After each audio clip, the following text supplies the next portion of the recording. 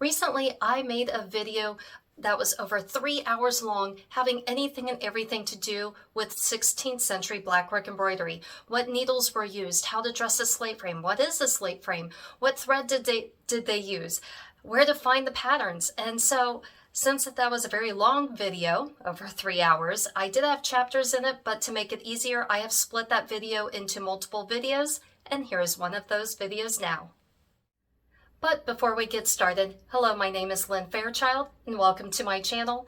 And to help you with your blackwork embroidery journey, I have books on Amazon. Both of these have patterns in them that would have been found. This one has patterns specifically from the 16th century, whereas this one has patterns from both the 16th and the 17th century. I will have links below in the description. So my main focus for over the 20 plus years has been 16th century English blackwork embroidery. And with that, I like to focus on the earlier 16th century blackwork, which is also known as Holbein stitch or Spanish stitch. It's a double running stitch. The later form of blackwork in the 16th century, which I'll get more into this later, is more of a swirly floral. It's a curvy linear embroidery. But leading up to the 16th century, if you go back, look at Mamluk embroidery. Mamluk embroidery existed from about the 10th to the 14th century in Egypt, and then it made its way through the trade routes through Spain and through Italy, up through Europe, and then started to become a thing in possibly the 14th century, definitely by the 15th century, and then we really see it in the 16th century. If you would like to know more about Mamluk embroidery, I highly recommend looking at Mistress Miriam's blog. Her blog on WordPress is no longer active, but she also has videos on YouTube. But she is in the Kingdom of Locac, but she really knows her stuff, and I highly recommend checking her out. I will have links below to her blog. And so anyways, the Mamluk embroidery made its way through Europe, through the trade routes, became a thing, and in the late 14th century, Geoffrey Chaucer in the Canterbury Tales referred to the miller's wife, whose name I believe is Alison. He referred to her as wearing a dainty white smock with black embroidery, both alike within and without. I don't know about you, but to me that sounds a lot like the reversible blackwork that is iconic of the early 16th century in England with the Holbein stitch. And so when you start to look at 16th century in England, and I'm specifically saying in England because there were in 16th century, there were embroidery books that were either German or Italian. And I actually have a list on my blog. I will have a link below in the description of different embroidery books that existed. And it more or less looks like some of them plagiarized off of each other, where they would take this plate and then turn the plate over, and then this page 18A became my 21B. And so some of the patterns you will find, like, they're German, but they could be Italian, but anyways, I will have a link below in my blog, or a link below in the description to that blog link that shows the different books that exist online, so you can actually click on the links and then be able to see a particular book, like if it was a German book from, we'll say, 1564 versus an Italian book that existed from 1537. But I like to focus specifically on 16th century blackwork.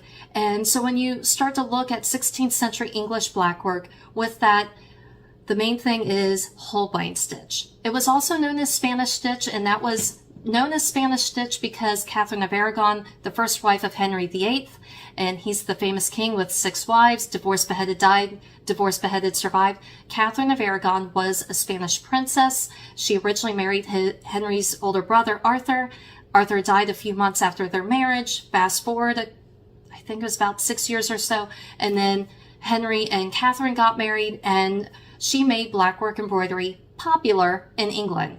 Like I said, it was already referenced by Geoffrey Chaucer more than a century earlier, so it was already there, but I think she just made it more popular. And with that, that's why it was known as Spanish stitch. But once Henry divorced Catherine, then it was no longer popular to have Spanish influences. But people really liked their embroidery, so they just renamed it blackwork. And then that's where Holbein, with Hans Holbein the Younger, he was a court painter in Henry VIII's court, and he painted at least 31 portraits that we know of that have blackwork embroidery. There were other artists who were painting portraits at this time with blackwork embroidery, and that's throughout Europe. But like one artist, you might have found only one portrait that exists with his blackwork. Another artist might have painted maybe 2 or 3, whereas Hans Holbein painted at least 31.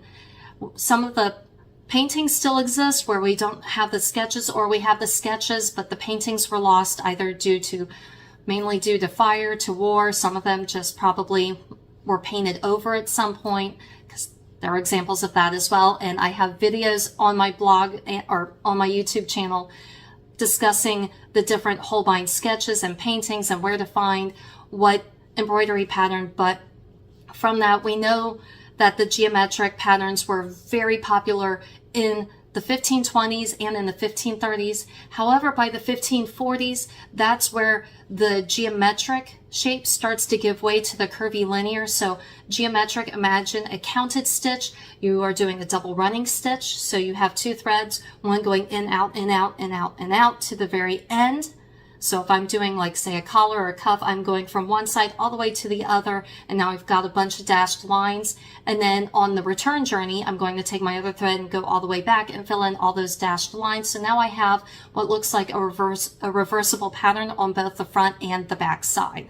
About the 1540s is when we start to see the curvy linear patterns. That's the swirly floral patterns. That is iconic of the later 16th century in England. And with that, you would have prick and pounce. And with prick and pounce, what that is you would have a pattern probably from a pattern book.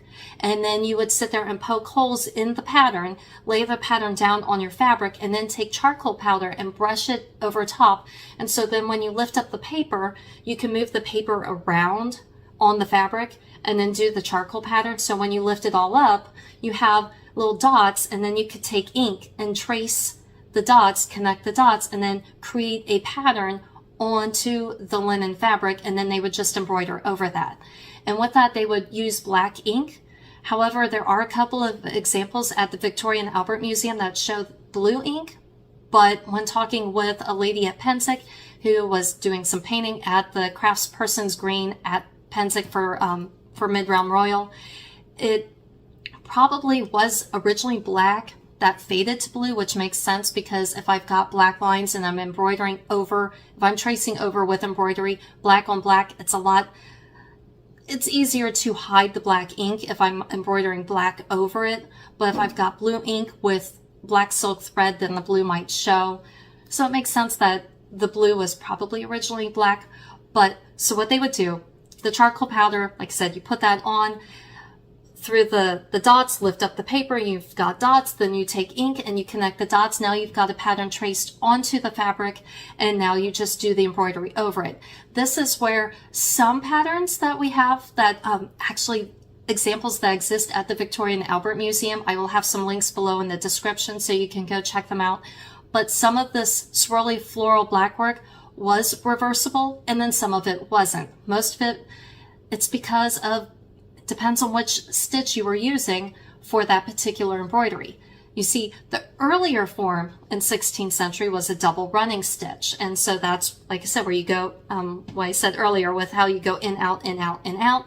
And then you go back the way you came and you fill in all the spaces, and now it's reversible on front and back. That's a double running stitch.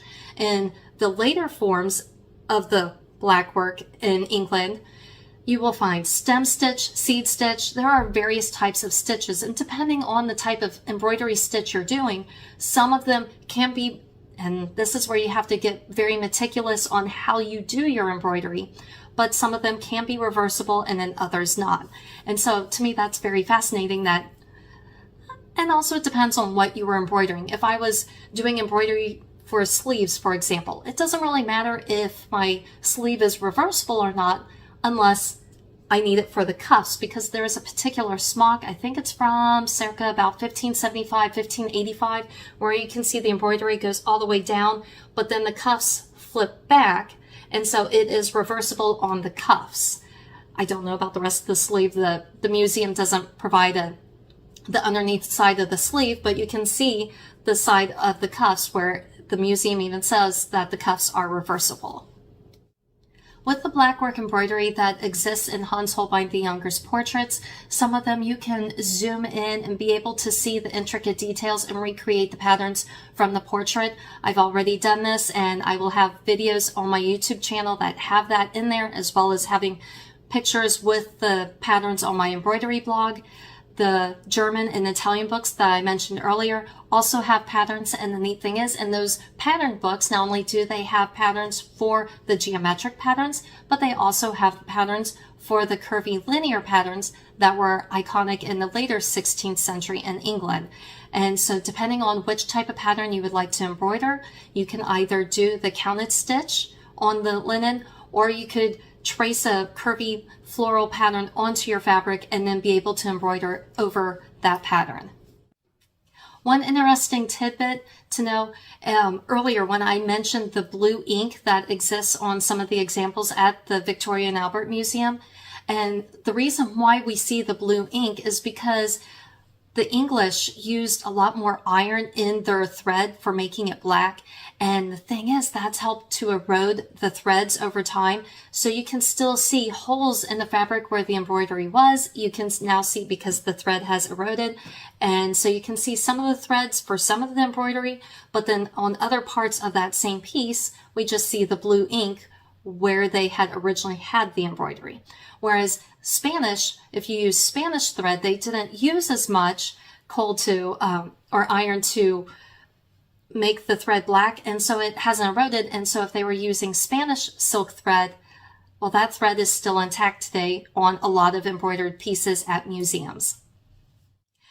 And even with just referring to it as blackwork, the reason why I'm putting in quotations is because specifically in England, as you look at different forms of embroidery that fall under this category in 16th century England, you'll find that saying blackwork is a very broad spectrum. It's like everything's under the umbrella. And what I mean by that, where I mentioned earlier with the Holbein stitch, the double running stitch, and then later with the curvy linear, it was still done in black thread. So pretty much any embroidery done in black thread is considered blackwork. However, if you look at, for example, Bess of Hardwick, in her portrait, she has red sleeves. It's still the double running stitch. It's just done with red thread rather than black thread.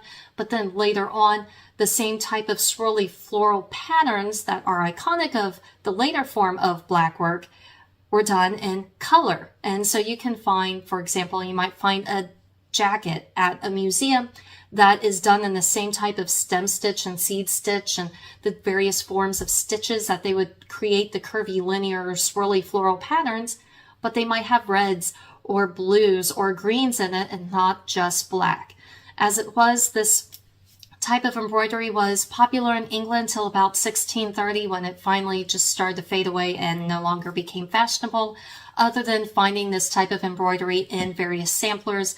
So if you look at a museum website and see a sampler, you might still find the geometric patterns or even the swirly floral type, but probably the geometric patterns I have found on various samplers in the 17th and even into the 18th century. As you've probably gathered by now in my video, that I am passionate about the earlier form of the 16th century English blackwork embroidery. But with that, as I mentioned earlier, that there were German and Italian books. If you're interested in learning more about embroidery, there is also a 17th century embroidery book, and I believe that one's at the Met Museum. I will have a link below in the description. But what's neat about the 17th century, it's Portuguese. It's an embroidery book, but it actually, instead of the German and Italian books that just simply had pictures that were printed on a page, the Portuguese book actually has embroidered samples. So it looks like someone embroidered the linen and then stitched it all together and then made that a book. So then that means even if the thread is missing, you can still see the holes where the pattern may have been, and then you can recreate it. But it's just, to me, I think that's super neat. For the SCA, I know our cutoff is 16th century, so like 1600 is the cutoff. So to use a 17th century Portuguese embroidery book is technically outside of our realm, but that's a place to start. So if you're interested in doing Portuguese, or with that doing Spanish embroidery, that's a place to start, and then work your way backwards to find yourself in the 16th century area that would technically work if you, and that's even if you're working on an arts and sciences project that you're submitting to be judged within the SCA, because otherwise, if you're doing something, if it's from 1605, 1610, 1615, if it existed in 1610, there's a really good chance it probably existed prior to 1600, and we just don't have documentation for it. But that's my humble opinion, and I'll get off my soapbox. Thank you for checking out my YouTube channel. If you enjoyed this video and would like to watch more of my videos, please follow the links on the side of the page. Please select thumbs up that you like the video. It helps with the algorithm. If you have any questions or comments, please post them below. And please click subscribe and ring the bell to be updated when new videos come out.